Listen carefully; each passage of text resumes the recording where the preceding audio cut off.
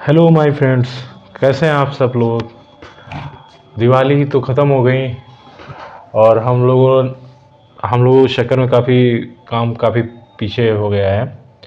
तो अब हम लोग नेक्स्ट 2-3 महीने, जहाँ तक कि डेट डिसाइड हो गई है आर की, लगभग आपकी 11 फरवरी डेट सामने आ रही है। और वहीं पीसीएस की प्री परीक्षा की भी डेट लगभग 24 मार्च, जो कि सुनने में आ रही है।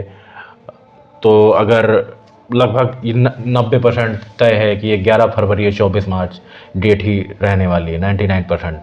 तो आप इसी को मान के अपनी तैयारी करिए। तो हम लोग यहाँ पे शुरू करते हैं। जैसा कि हम लोग ने छोड़ा था डे 7 पे, और आज हम लोग डे 8, जो 90 डेज़ की जो सीरीज चला चला रहा हूँ मैं, उसमें आज हम डे 8 का जो है हम लोग कंप्लीट करेंगे। काफ़ी हम लोगों का काम थोड़ा सा पीछे हो गया है, तो मैं उसको कवर करवाने का प्रयास करूँगा आपको। इस महीने में लगभग मैं डे 20 तक कंप्लीट करवा दूँगा आपको। और बाकी आपको 90 दिनों की मैं आपको सीरीज दूंगा, 90 डेज में आपको मैं कंप्लीट करवाऊंगा।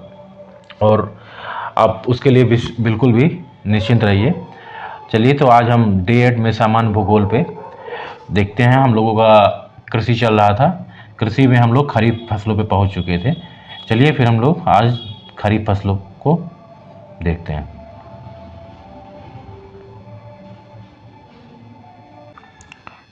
तो सबसे पहले हम लोग देखते हैं यहाँ पे खरीफ की फसलें कौन कौन सी हैं और कब बोई जाती हैं। सबसे पहले आपको ये पता होना चाहिए, हम लोग कृषि प्रधान देश में रह रहे हैं, तो इतना तो जानकारी होनी चाहिए कि खरीफ की फसल कौन सी है, कौन सी रबी की फसल है और कौन सी जायद की फसल है।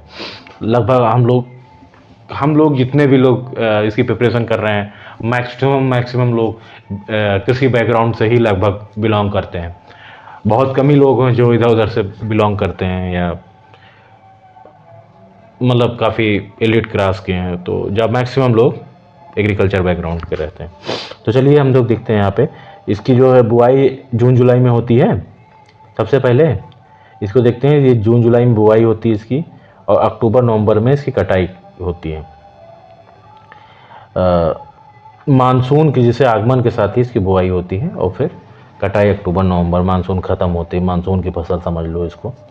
और इसमें धान आपका सबसे मुख्य फसल है भारत की। ज्वार है, बाजरा है, मक्का है, तिल है, मूंगफली है ना। सोयाबीन भी जो है खरीफ की फसल में शामिल है। सोयाबीन जो है, इसमें सबसे अधिक प्रोटीन पाया जाता है सोयाबीन में, 40-45% करीब। इसमें तेल लगभग 20 से 21% पाया जाता है। धान की खेती जो है कहाँ कहाँ होती, तो इसको देख लो। असम, पश्चिम बंगाल, सबसे ज़्यादा पश्चिम बंगाल में प्रोडक्शन होता है। उड़ीसा, आंध्र, तमिलनाडु, केरल, महाराष्ट्र, विशेषकर कोंकण तटीय क्षेत्र। कोंकण तटीय क्षेत्र आप जान रहे होंगे कि जो कर्नाटक का जो क्षेत्र है, कर्नाटक का जो पश्चिमी घाट क्षेत्र है, उसे कोंकण तटीय क्षेत्र कहते हैं। वहाँ पे उत्तर प्रदेश, बिहार में किया। सिंचाई की सुविधा का विकास होने के पश्चात पंजाब एवं हरियाणा में भी धान की फसल अब बोई जा रही है।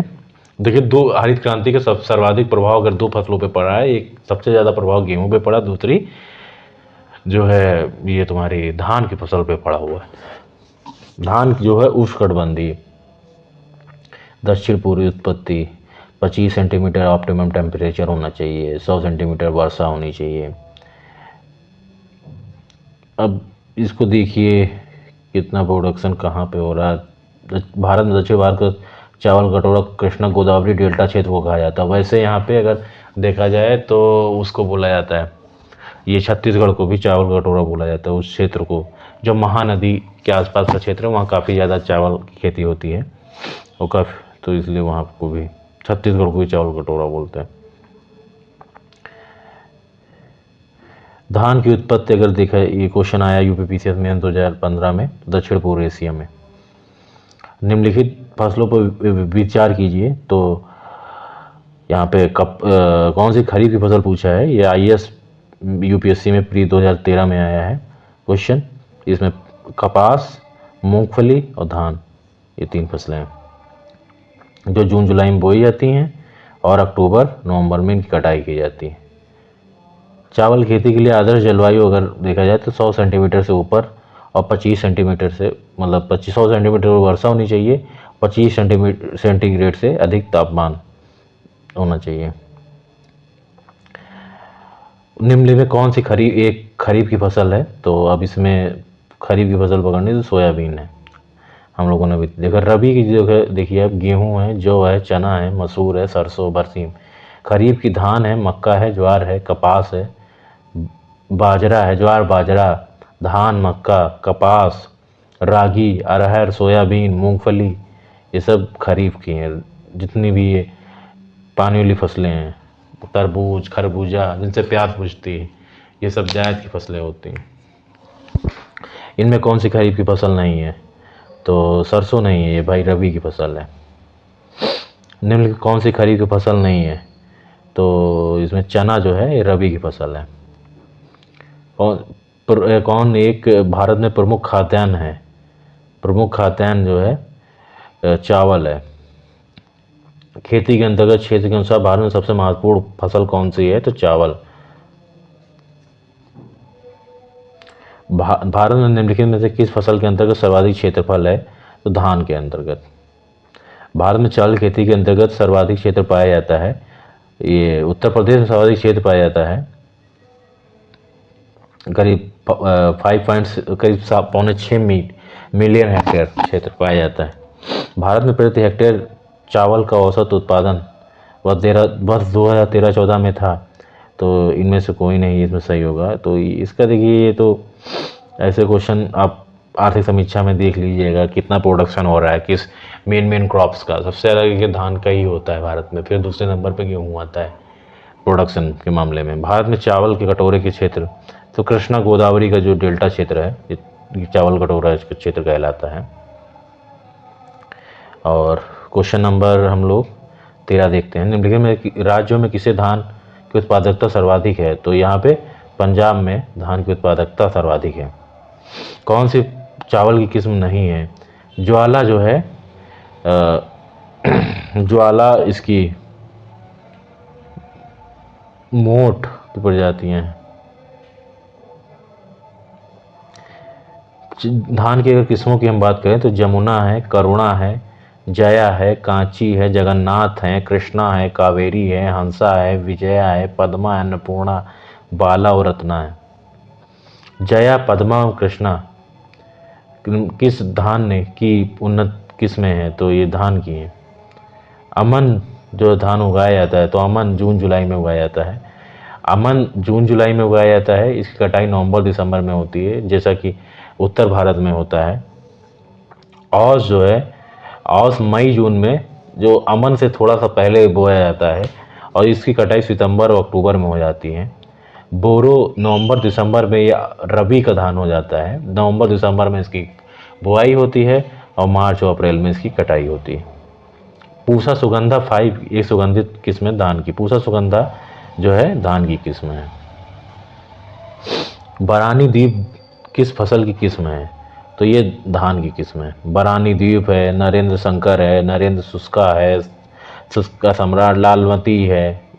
निम्न में कौन सी बासमती चावल की प्रजातियां चावल की संकर प्रजाति हैं? तो पूसा RS10 जो RS10 बासमती चावल की संकर प्रजाति हैं।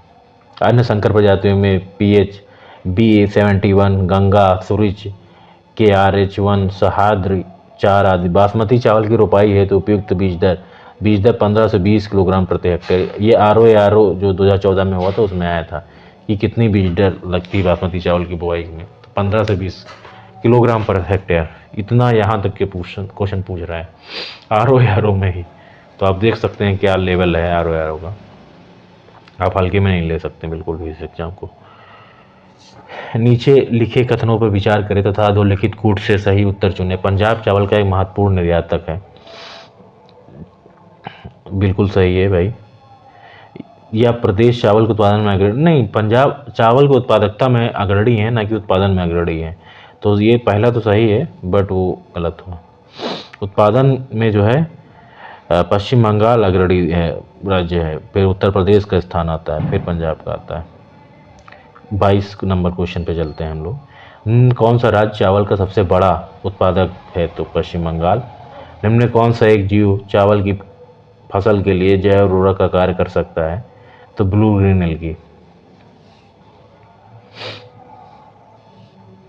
Blue green algae azospirillum, phosphobacteria, azolla आदि चावल की फसल के लिए प्रमुख जैव उर्वरक हैं। भारत में पश्चिमी तट की तुलना में पूर्वी तट में धान का उत्पादन अधिक होता है। भारत के पूर्वी तट पर पश्चिमी तट की तुलना में अधिक वर्षा होती है। भारत के पूर्वी जो है पश्चिमी तट की तुलना में पूर्वी तट में धान का बिल्कुल सही है। और बट पूर्वी तट की पर पश्चिमी तट की तुलना में अधिक वर्षा होती है ऐसा नहीं है। पश्चिमी तट पे वर्षा अधिक होती है क्योंकि पश्चिमी तट जो पहाड़ से उधर का क्षेत्र है वहाँ पे ज़्यादा वर्षा होती है। और पहाड़ जो वृष्टि छाया क्षेत्र है वहाँ पे वर्षा नहीं होती है। बट जो पहाड़ के और अरब सागर के बीच में जो क्षेत्र पड़ता है वहाँ पे बहुत ज़्यादा बारिश होती है। पश्चिमी तट पूर्वी तट की अपेक्षा संकीर्ण है। पूर्वी तट का नदी घाटियों में धान को बड़े पैमाने पर कृषि की जाती है, जबकि पश्चिमी तट पर अपेक्षा कम धान पैदा किया जाता है।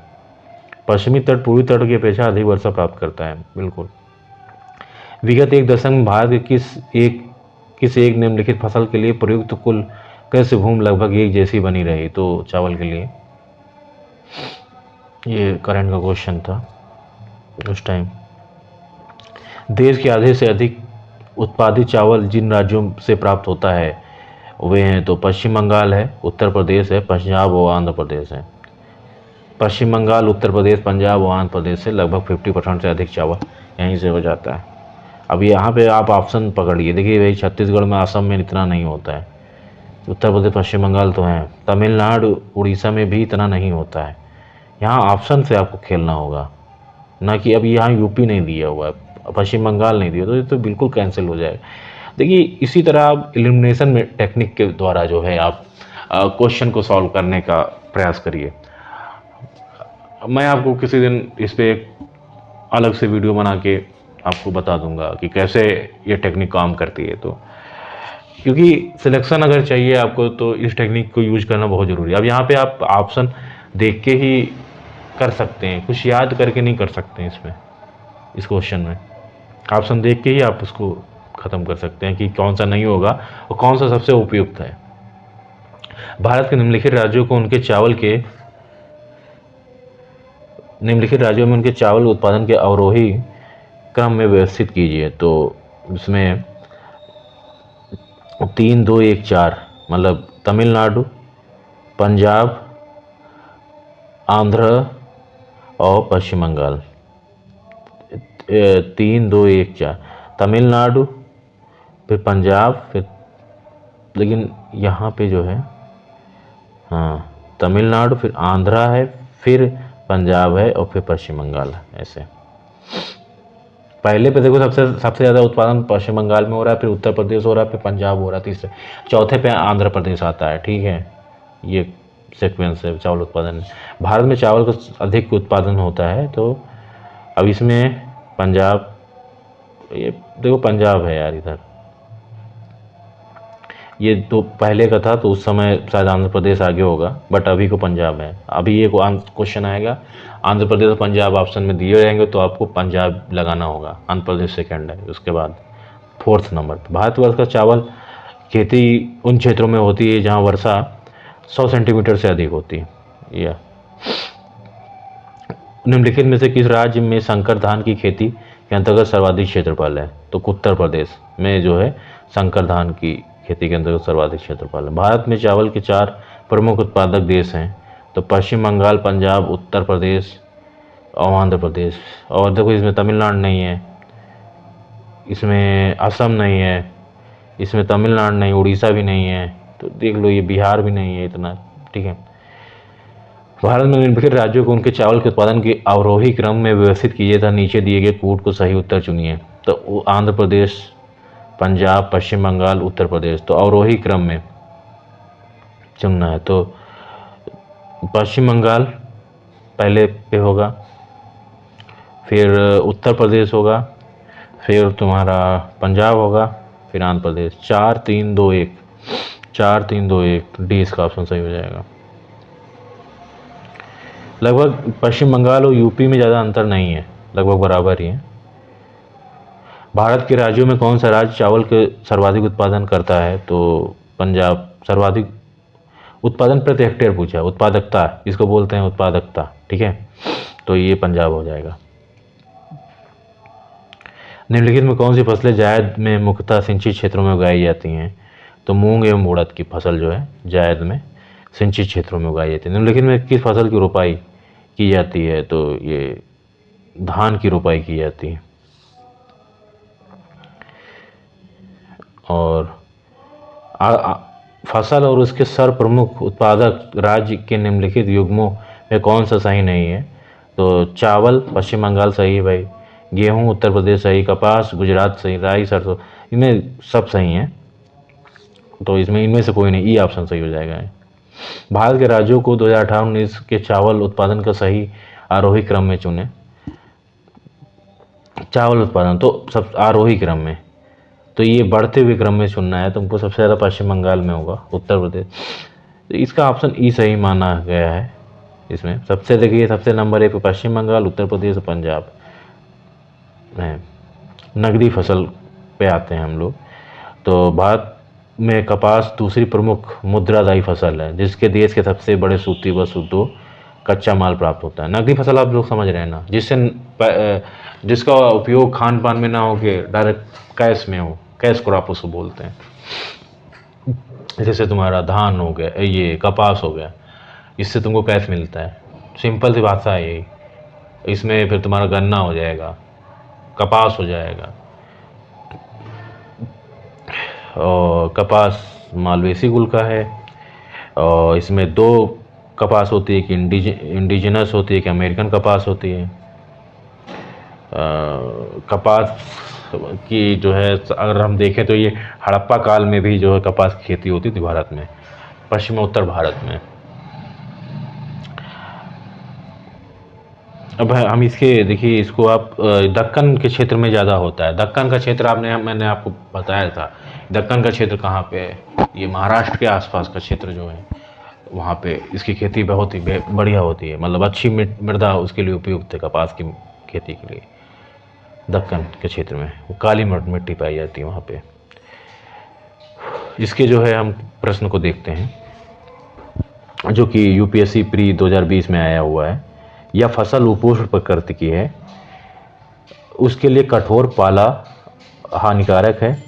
विकास के लिए कम से कम 210 पाला रहित दिवसों और 50 से 100 सेंटीमीटर वर्षा की आवश्यकता पड़ती है। हल्की सुप्रवाहित मृदा जिसमें नमी धारण करने की क्षमता उसकी खेती के लिए आदर्श रूप से अनुकूल है। यह फसल निम्नलिखित में से कौन सी है? तो ये कपास है। भारत के निम्नलिखित में से कौन सा, देखो इसके लिए 210 पाला रहित दिन, हल्की वर्षा तथा उच्च तापमान आवश्यक होता है, साथ ही हल्की सुप्रवाहित मृदा जिसमें नमी धारण करने की क्षमता होती है, जो कि जुती हुई मृदा के समान दिखती है। तो ये तुम्हारी काली मिट्टी जो है। भारत के निम्नलिखित में क्षेत्रों में कौन सा कपास का अधिकतम मात्रा में उत्पादन करता है? तो उत्तर पश्चिम और पश्चिमी भारत करता है। भारत का सबसे बड़ा कपास उत्पादक है तो महाराष्ट्र, टॉप पे महाराष्ट्र है, फिर दूसरे पे गुजरात है, फिर तेलंगाना। मैंने कहीं पे ये आर्थिक समीक्षा में पढ़ा था, शायद गुजरात टॉप पे हो गया। मैं आपको जब आर्थिक समीक्षा पढ़ाऊंगा तो वहाँ पे कुछ डाटा चेंज हुए हैं, तो मैं उसको आपको वो देखिए, ये जो कौन टॉप पे है कौन पीछे है ये आपको वहीं से पढ़ना है। यहाँ पे मैं बता रहा हूँ महाराष्ट्र है, बट शायद गुजरात हो गया है यार टॉप पे। वहाँ पे देखते हैं आर्थिक समीक्षा, इसलिए जरूर पढ़िएगा आप लोग, क्योंकि फिर डाटा वो गलत हो जाएंगे, कौन से टॉप पे, कौन आगे, कौन पीछे, ये चेंज होता रहता है हर समय।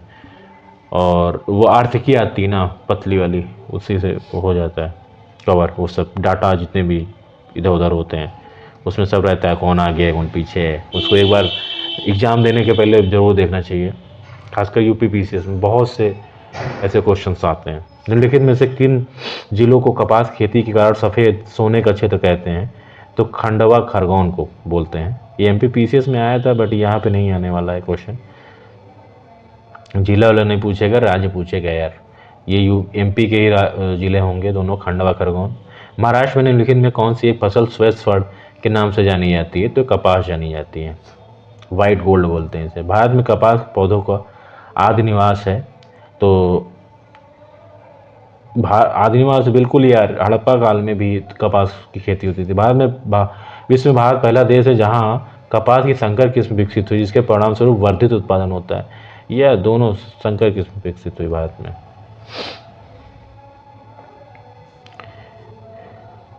कपास के रेशे जो है इसके बीज से प्राप्त होते हैं। महाराष्ट्र की काली मिट्टी के क्षेत्र में कपास को गन्ने की फसल से प्रतिस्पर्धा का सामना करना पड़ रहा है। इसका कारण जो है सिंचाई की सुविधाओं के प्रसार के कारण इस क्षेत्र में गन्ने की फसल अधिक लाभप्रद हो रही है। और वहाँ पे दूसरी चीज़ है, वहाँ पे सबसे ज़्यादा गन्ना मिलें जो हैं महाराष्ट्र में पाई जाती हैं, जिस कारण जो है जिससे जो है गन्ने की फसल से इसको प्रतिस्पर्धा का सामना करना पड़ रहा है वहाँ पे। भारत में किस राज्य में कपास का औसत उत्पादन सर्वाधिक है? तो ये आंध्र प्रदेश में है।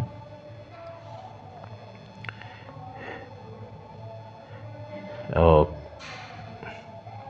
फिर नेक्स्ट जो है क्रॉप पे आते हैं। नेक्स्ट क्रॉप है गन्ना।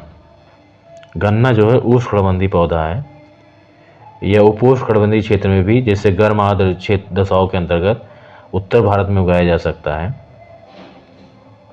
यह ग्रेमनी कुल का पौधा है। गन्ने की फसल के लिए सामान्यतः 21 से 27 डिग्री सेंटीग्रेड तापमान की आवश्यकता, 75 से 100 सेंटीमीटर वार्षिक वर्षा की आवश्यकता होती है।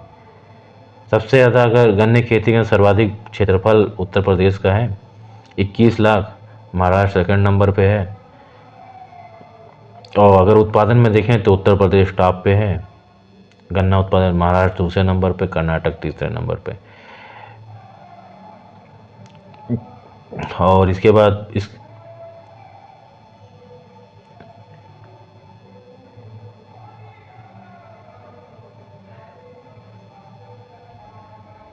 Sugar cane breeding institute SBI 1900 में कोयम्बटूर में स्थापित है।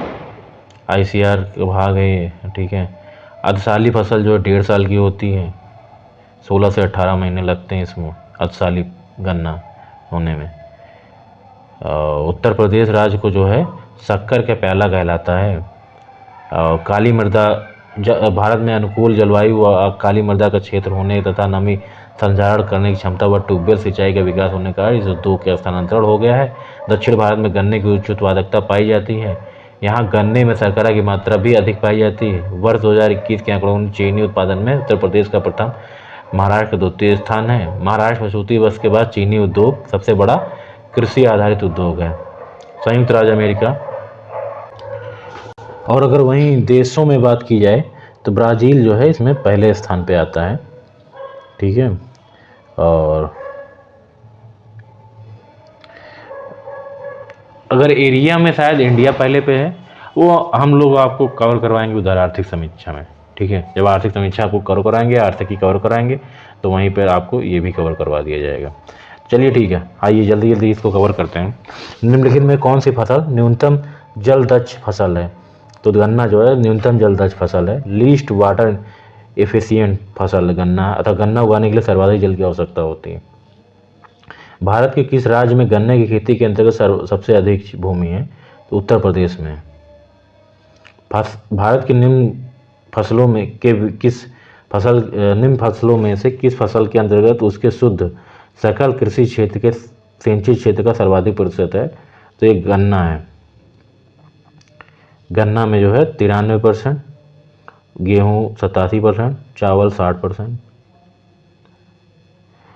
4 नंबर क्वेश्चन देखते हैं। भारत में 4 गन्ना उत्पादक राज्यों को घटते हुए क्रम अगर देखें तो उत्तर प्रदेश, फिर महाराष्ट्र, फिर तमिलनाडु, फिर आंध्र।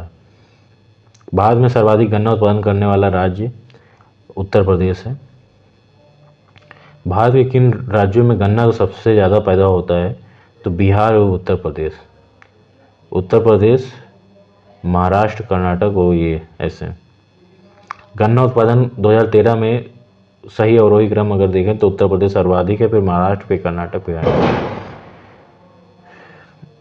चीनी उत्पादन प्रक्रम में सीरा एक उप उत्पाद है।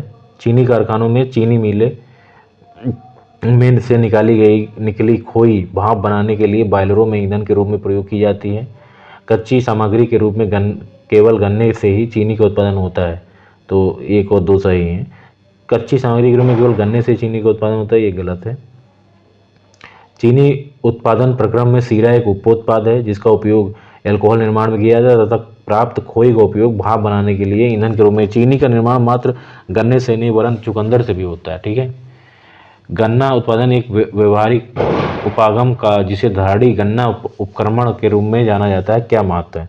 तो इसका महत्व जो है, कृषि के पारंपरिक पद्धति की तुलना में इसमें बीज की लागत बहुत कम होती है। इसमें ड्रिप सिंचाई प्रभावकारी प्रयोग की हो सकती है। इसमें रासायनिक या कार्बनिक उर्वरकों का बिल्कुल भी इस्तेमाल नहीं होता है। कृषि की पारंपरिक पद्धति की तुलना में इसकी अंतरा श्वसन की ज़्यादा गुंजाइश है। इसमें ये बिल्कुल गलत है कि इसमें रासायनिक और अकार्बनिक उर्वरकों का बिल्कुल भी इस्तेमाल नहीं होता है, बिल्कुल इस्तेमाल होता है। इसके 1, 2 और 4 सही हैं। इसमें ड्रिप सिंचाई लाभप्रद है। इसकी पारंपरिक पद्धति की तुलना में इसमें बीज की लागत बहुत कम होती है। कृषि की पारंपरिक पद्धति की तुलना में इसे अंतरा श्वसन की ज़्यादा गुंजाइश है। गन्ना उत्पादन एक व्यवहारिक उपागम जिसे गन्ना धाड़ी गन्ना उपक्रमण अथवा सतत गन्ना पहल सस्टेनेबल शुगर केन इनिशिएटिव पद्धति कहा जाता है। ये का प्रारंभ भारत में गन्ने की खेती में सुधार 2009 में किया गया था। इस पद्धति का प्रारंभ ICRISAT और WWA की संयुक्त पहल के रूप में किया गया था। सस्टेनेबल शुगर केन इनिशिएटिव का प्रयोग। कृषि की पारंपरिक पद्धति की तुलना में इसमें बीज की लागत बहुत कम होती है। इस पद्धति में ड्रिप सिंचाई का प्रभावकारी प्रयोग किया जाता है और इसमें मतलब पारंपरिक पद्धति की तुलना में इसमें बीज की लागत बहुत कम होती है। ड्रिप सिंचाई का प्रयोग किया जाता है। कृषि की पद्धति की तुलना में अंतरा श्वसन की ज़्यादा गुंजाइश होती है। इस पद्धति में अकार्बनिक एवं कार्बनिक दोनों रसायनों का प्रयोग किया जाता है। गन्ने में शर्करे की मात्रा घट जाती है यदि पौधा बढ़ने की अवधि में अधिक वर्षा हो जाए, पकने की अवधि में पाला गिर जाए, पौधा बढ़ने की अवधि में तापमान में कमी वृद्धि हो जाए, कमी हो जाए या वृद्धि हो जाए पौधा बढ़ने की अवधि में, पकने की अवधि में तापमान बहुत अधिक हो। तो गन्ना उष्णकटिबंधीय जलवायु का पौधा है, इसलिए जिसके लिए उच्च तापमान है ना, जिसमें 21 से 27 डिग्री सेंटीग्रेड 75 से 100 सेंटीमीटर वार्षिक वर्षा की आवश्यकता होती है। अतः पकने की अवधि में गन्ना में शर्करा की मात्रा को कम करता है, फसल के उत्पादन को भी प्रभावित करता है। अगर पकने की अवधि में पाला पड़ रहा है तो फिर वहाँ पे शर्करा की मात्रा कम हो जाएगी। भारत में चीनी प्रथम 3 अग्रणी उत्पादक अगर देशों की बात करें तो उत्तर प्रदेश, महाराष्ट्र, कर्नाटक हो जाएंगे। निम्नलिखित में 2015-16 में भारत में बृहत्तम चीनी उत्पादन करने वाले राज्यों को सही और वही क्रम। तो उस समय चीनी उत्पादन में 2015-16 के अगर जो आंकड़े आए थे उसमें महाराष्ट्र टॉप पे था, उत्तर प्रदेश दूसरे पे और कर्नाटक तीसरे स्थान पे पहुंच गया था। चीनी उत्पादन के संबंधित कथनों में कौन सा सही है? विश्व में चीनी उत्पादन में भारत का हिस्सा 15% से अधिक है। भारत में चीनी उद्योग दूसरे सबसे बड़ा कृषि आधारित उद्योग है। भारत का चीनी का सबसे बड़ा उपभोक्ता है। भारत चीनी का सबसे बड़ा उत्पादक है। तो इसका देखो, उत्पादक नहीं है भाई, उत्पादक है शायद वो ब्राज़ील। चीनी का सबसे बड़ा उपभोक्ता है चीनी का। दूसरा, भारत में चीनी उद्योग दूसरा सबसे बड़ा कृषि आधारित उद्योग है, पहला वस्त्र है ना। और भारत में चीनी उत्पादन में भारत का हिस्सा 15% से अधिक है। तो ये चीनी के भारत 15% से अधिक है। ब्राज़ील का निर्यात जो है सबसे अधिक है चीनी उत्पादन में। शक्कर, इसको आप पढ़िएगा जो भी है। शक्कर नगर चीनी का एक प्रमुख उत्पादक केंद्र है, तो आंध्र प्रदेश है। यूपीएससी मेंस में आया था। शक्कर नगर जो चीनी का एक प्रमुख उत्पादक केंद्र है, आंध्र प्रदेश राज्य में अवस्थित है, वर्तमान में तेलंगाना राज्य में अवस्थित है। भारत का कौन सा राज्य भारत का शक्कर का पहला? तो उत्तर प्रदेश कहलाता है। भारत के निम्न में किस राज्य को चीनी का कटोरा? तो उत्तर प्रदेश कहते हैं, उत्तर प्रदेश को कहते हैं। 1903 में भारत की प्रथम चीनी मिल स्थापित की गई, तो प्रतापपुर में स्थापित की गई। चीनी जो भारतवर्ष की प्रथम चीनी मिल उत्तर प्रदेश के देवरिया के प्रतापपुर में स्थापित की गई। किन कारकों ने उत्तरी भारत के दक्षिणी भारत में चीनी उद्योग के स्थानिक स्थानांतरण में सहायता की। तो गन्ने के प्रति एकड़ उच्चतर उत्पादन, गन्ने में शर्करा का अधिक होना, पेराई का अधिक लंबा मौसम, और सस्ता श्रम का कोई महत्व नहीं यहाँ पे, 1 और 2 3 हो जाएगा इसमें। उत्तरी भारत से दक्षिणी भारत में चीनी अगर उद्योग का स्थानांतरण की बात की जाए तो दक्षिणी भारत में गन्ने की उच्च उत्पादकता, गन्ने में शर्करा की मात्रा का अधिक होना और पेराई के लिए लंबा मौसम का होना ने बड़ा योगदान किया है। गन्ने में प्रजनन का कार्य किया जा रहा है, तो ये कोयम्बटूर में किया जा रहा है, जहाँ sugar cane breeding institute SBI की स्थापना की गई 1912 में। गन्ने का जो बीज उत्पादित किया जाता है तो SBI है कोयम्बटूर, तमिलनाडु। गन्ने की अर्धसाली फसल जो 18 महीने की होती है, इसकी अगर बुआई की बात की जाए तो इसकी जुलाई अगस्त में बुआई होती है, जो 16 से 18 महीने इसको, और ये ज़्यादातर मुख्य रूप से महाराष्ट्र में जो है इसकी खेती होती है। चीनी उद्योग दक्षिण भारत में अधिक विकसित है। गन्ने की प्रति हेक्टेयर पैदावार तथा गन्ने के रस की मात्रा दक्षिण भारत में अधिक होती है, तो ये बिल्कुल सही है। प्रति हेक्टेयर पैदावार ज़्यादा है, और क्योंकि वहाँ की मृदा जो काली मिट्टी है, वहाँ पे सिंचाई सुविधा बेहतर विकसित होने के साथ ही गन्ने की फसल अधिक लाभकारी हो गई है। गन्ने उत्तर प्रदेश में गन्ना तथा चीनी के उत्पादन महाराष्ट्र से अधिक है, परंतु उत्पादकता कम है। महाराष्ट्र में अधिकांश चीनी मिलें सहकारी क्षेत्रों में स्थापित हैं, सहकारी क्षेत्र में स्थापित है, लेकिन इसका मुख्य कारण ये नहीं है कि उत्पादकता कम है उत्तर प्रदेश की। तो इसका कथन तो सही, कथन कारण दोनों सही हैं, बट स्पष्टीकरण नहीं दे पा रहा है यहाँ पे सही। अगर यहाँ पे बताता ये जो स्पष्टीकरण है कि वहाँ पे पैदावार अधिक है, और ये यहाँ पे क्वेश्चन है कि उत्तर प्रदेश में गन्ना तथा चीनी का उत्पादन महाराष्ट्र से अधिक है, परंतु उत्पादकता कम है। तो बात है कि महाराष्ट्र में क्या है कि महाराष्ट्र में जो है उन्नत टेक्निक का विकास हो गया, सिंचाई की, वहाँ की जलवायु उपयुक्त है उसके लिए, गन्ना के लिए, तो वो इस कारण जो है वहाँ की उत्पादकता अधिक है उत्तर प्रदेश से।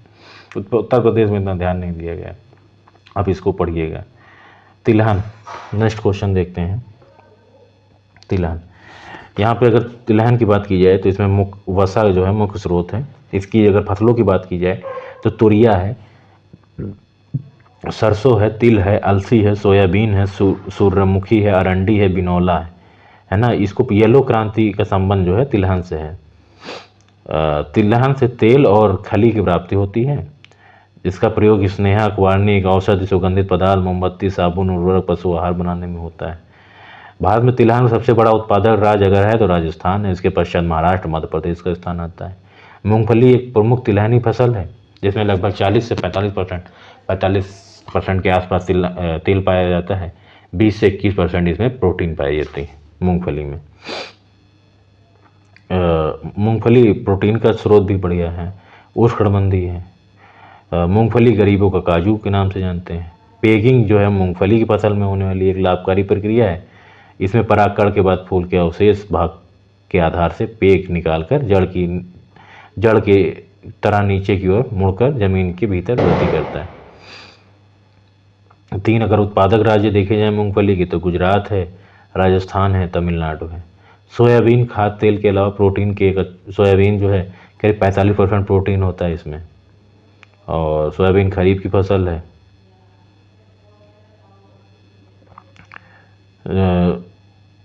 खरीफ की फसल जो जून में बोई जाती है, अक्टूबर में कटाई होती है। और इसके बाद जो है सोयाबीन किसी क्षेत्र के महाराष्ट्र का टॉप पे मध्य प्रदेश है सोयाबीन के उत्पादन में। और फिर उसके इसमें अगर तेल की मात्रा देखें तो 20 से 25% है, प्रोटीन इसमें 45% के आसपास पाया जाता है। चलिए इसके दोनों खरीफ की फसलें हैं, सोयाबीन और मूंगफली। चलिए इसके क्वेश्चन को देखते हैं हम लोग निम्नलिखित में। अब इसको एक बार अच्छे से पढ़ लीजिएगा आप। अब इस सरसों देख लेते हैं। सबसे ज़्यादा सरसों अगर होती है तो राजस्थान में होती है, और इसकी बुआई रबी में होती है। रबी की फसल है ये, और सबसे ज़्यादा राजस्थान में होती है। दूसरे स्थान पर मध्य प्रदेश है, तीसरा हरियाणा है। अक्टूबर से नवंबर में बुआई, फरवरी मार्च, वही आप देख लीजिएगा। अब इसके पास अगर उसकी वो बात की जाए प्रजातियों की तो पीताम्बरी है, पीली सरसों है, पूसा जय किसान है, वरुणा है, पूसा बोल्ड है। अब यहाँ पे हम लोग देखते हैं इसकी क्वेश्चंस को तिलहन के। निम्नलिखित में से कौन सी एक तिलहनकारी फसल है? तो इसमें आराम से आप सूर्यमुखी को देख सकते हैं इसमें। पीत क्रांति, येलो रेवोल्यूशन तिलहन उत्पादन से संबंधित है। और अगर हम क्रांतियों की बात करें तो ब्लैक रेवोल्यूशन पेट्रोलियम उत्पादन, येलो रेवोल्यूशन ब्लू रेवोल्यूशन तो ये मछली उत्पादन, ग्रीन रेवोल्यूशन खाद्यान्न उत्पादन, लाल क्रांति मांस और टमाटर उत्पादन, श्वेत क्रांति दूध उत्पादन, मतलब श्वेत मतलब वाइट, लाल मतलब जानते हो रेड यार। और फिर आते हैं पीत क्रांति आप लोग तिलहन उत्पादन से, पीली क्रांति तिलहन उत्पादन से। शुष्क भूमि के लिए सर्वाधिक उचित फसल कौन सी है? तो मूंगफली है, शुष्क भूमि में अच्छी होती है ये। एक्सप्लेनेशन को पढ़िए। पेगिंग किस में होता है? मूंगफली में होता है। क्या होता है अभी हमने बताया आपको ऊपर, आप इसको एक्सप्लेनेशन को फिर से पढ़ लीजिए। भारत में सोयाबीन का अग्रणी उत्पादक कौन सा राज्य है? तो सोयाबीन का सबसे ज़्यादा उत्पादक मध्य प्रदेश करता है, दूसरे पे महाराष्ट्र है। भारत में सोयाबीन सबसे अधिक उत्पादन किस राज्य में होता है? मध्य प्रदेश। कितना क्वेश्चन ही आया हुआ है, आप देख लीजिए इसको। सोयाबीन का उत्पादन सबसे अधिक कहाँ होता है? इतनी बार पूछा सब सोयाबीन का उत्पादक राज्य सर्वाधिक मध्य प्रदेश। बहुत क्वेश्चन आता है। भारत में किस प्रदेश में सोयाबीन की खेती सर्वाधिक क्षेत्रफल है? मध्य प्रदेश।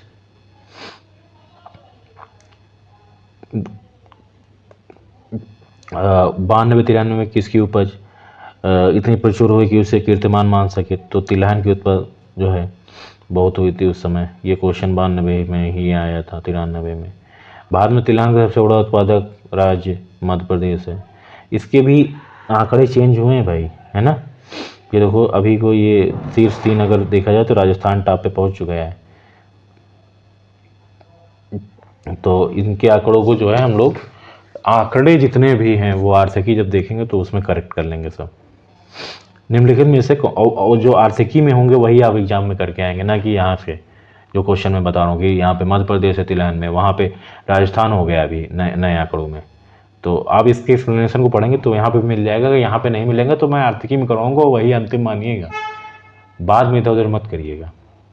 निम्नलिखित में कौन सा भारत का कौन सा राज्य मूंगफली का सबसे बड़ा उत्पादक है? तो ये गुजरात है। गुजरात सब टॉप पे है, फिर राजस्थान है, फिर तमिलनाडु। मूंगफली के क्षेत्रांतर्गत कम परंतु प्रति हेक्टेयर बहुत अधिक उत्पादन वाला भारत का राज्य है? तो पंजाब है। निम्न में असंबद्ध उत्पादन का बाहर कीजिए। तो इसमें जो है मूंगफली, सरसों, तिल, अरंडी सब जो है तिलहनी फसल है, कोई असंगत नहीं। राजस्थान किस वस्तु का प्रमुख उत्पादक है? तो सरसों का प्रमुख उत्पादक है।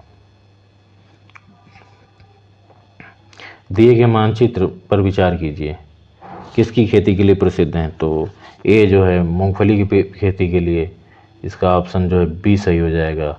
ए मूंगफली की, बी जो है गन्ना की खेती के लिए जो दक्कन का क्षेत्र है, सी रागी की, और डी जो आंध्र प्रदेश का क्षेत्र है वो तंबाकू की खेती के लिए प्रसिद्ध है।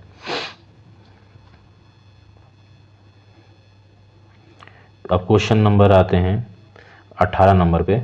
भारत में उत्पादित मुख्य तिलहन फसल की अगर हम बात करें तो सबसे ज़्यादा जो है सोयाबीन होती है, फिर मूंगफली होती है, फिर सरसों होती है, फिर तिल होता है। तो 4, 3, 2, 1।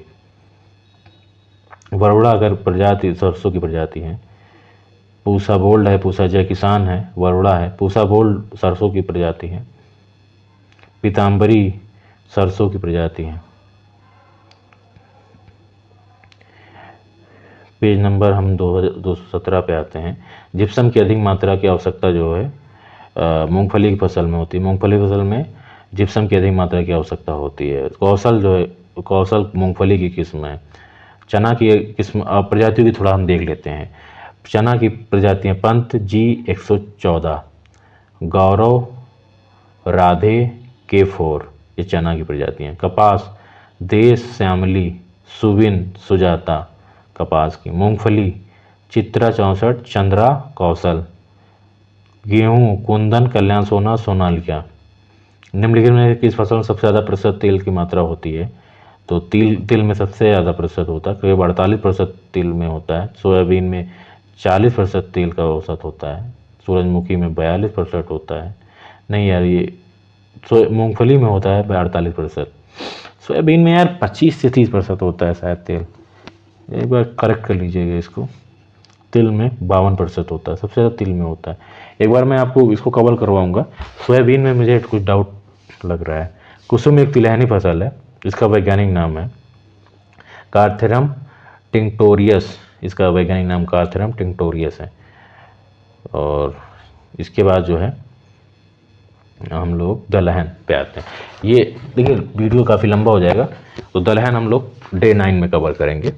और दलहन से ये हम लोगों ने आज करीब 18 पेज कवर किए।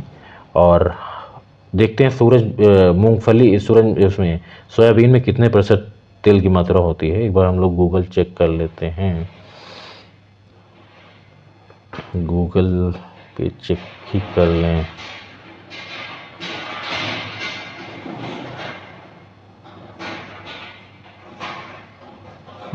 एक मिनट एक मिनट एक मिनट एक मिनट एक मिनट।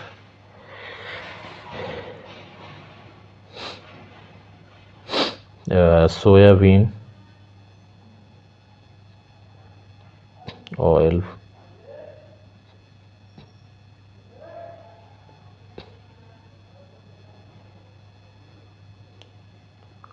अट्ठारह से 22%। मैं आपसे बोल रहा था कि ये 20 ये इतना नहीं है, तो इसको आप करेक्ट कर लीजिएगा, ये गलत दिया हुआ है, ठीक है। 40% नहीं है, 18 से 20 से 22% के आसपास पाया जाता है। चलिए ठीक है, फिर हम लोग अपना यहाँ पे क्लास रोकते हैं और कल हम लोग यहाँ पे कवर करेंगे नेक्स्ट दलहन जो है हम लोग कल से कवर करेंगे। और अब रेगुलरली आपको क्लासेस मिलेंगी। थोड़ा सा इधर काफ़ी दिवाली की वजह से डिस्टर्बेंस रहा, काफ़ी लंबी छुट्टियाँ हो गई। मैं आपको अब डेली कोशिश करूँगा कि डेली मैं आपको क्लासेस टाइमली दूँ, ठीक है। Okay, thank you.